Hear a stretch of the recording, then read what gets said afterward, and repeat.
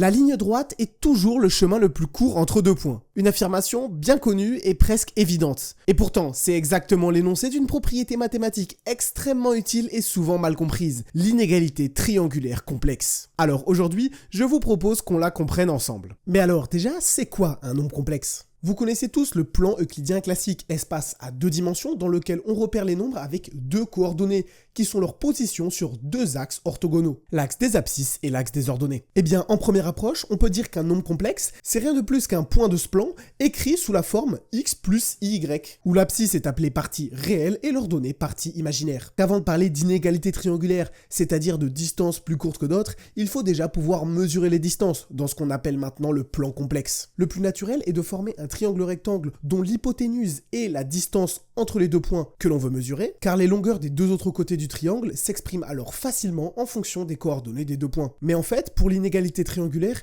il nous suffit de comprendre un cas plus simple. Celui où l'un des deux points est l'origine du repère, le nombre complexe 0. En effet, pour mesurer la distance de 0 à un point quelconque qu'on appelle z, deux parties réelles x et deux parties imaginaires y, on peut facilement construire ce triangle rectangle qui a pour hypoténuse la distance que l'on cherche et pour longueur des deux autres côtés, simplement les coordonnées de z. En effet, la longueur du côté horizontal est simplement la valeur absolue de la position de z sur l'axe des abscisses, donc valeur absolue de x, et c'en est de même pour la longueur du côté vertical qui est simplement valeur absolue de y. Alors, le théorème de Pythagore nous dit que la longueur de l'hypoténuse, c'est-à-dire la distance de 0 à z au carré, est égale à la somme des longueurs des deux autres côtés au carré. Et il nous suffit donc de passer à la racine carrée pour obtenir la distance de z à 0 en fonction de ses coordonnées. Cependant, petite précision est nécessaire. En effet, grâce au passage au carré des longueurs dans le théorème de Pythagore, l'ajout des valeurs absolues sur les coordonnées n'est pas nécessaire. Et on se retrouve donc avec une formule simple, valide pour tous les points du plan complexe, qu'importe le signe de leur partie réelle et imaginaire. Il nous reste maintenant à interpréter les distances exactes dont parle notre inégalité. On considère donc deux points quelconques, z1 et z2 du plan complexe. L'inégalité nous parle d'une addition,